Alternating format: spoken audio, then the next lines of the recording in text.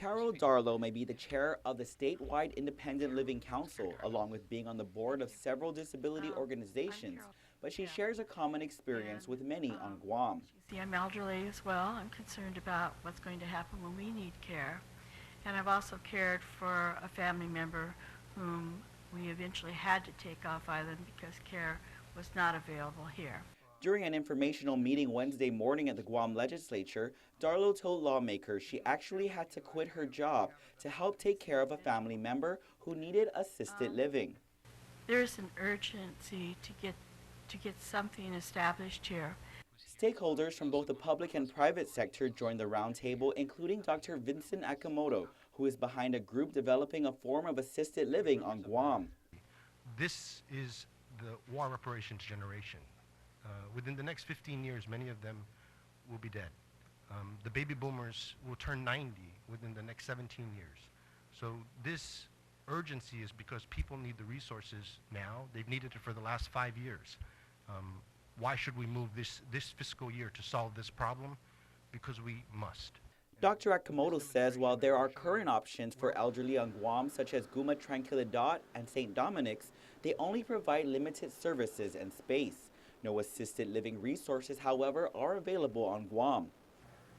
The big picture is we want to give our elderly on Guam the best that's available.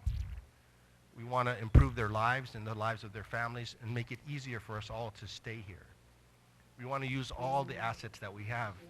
Dr. Akamoto says he is also working with national experts. It was last year when the physician made a presentation before the Chamorro Land Trust Commission on the intent of using the Epau Point property for the project.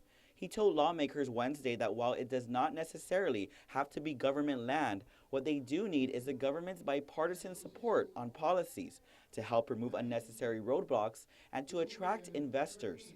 Part of that assistance is coming from economist Dr. Roseanne Jones from the University of Guam.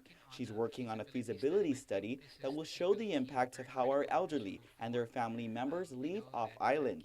So our economy is not as prosperous on lots of levels. One, it's productivity in the workforce, and two, we're losing our money to other island communities or other communities that are taking advantage of having our funds reimburse their system.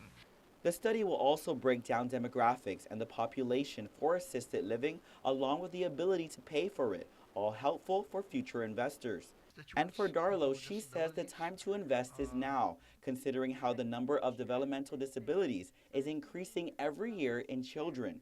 And I just would like to make a plea that we take a look at this, because as a grandparent who's a caregiver for a child with severe disabilities, and she'll never live alone without some kind of assistance.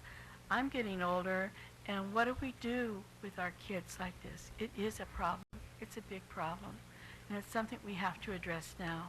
Health Chair Senator Dennis Rodriguez Jr. says more hearings will be scheduled to ensure assisted living moves forward on Guam. Reporting for Guam's News Network, I'm Ken Quintanilla.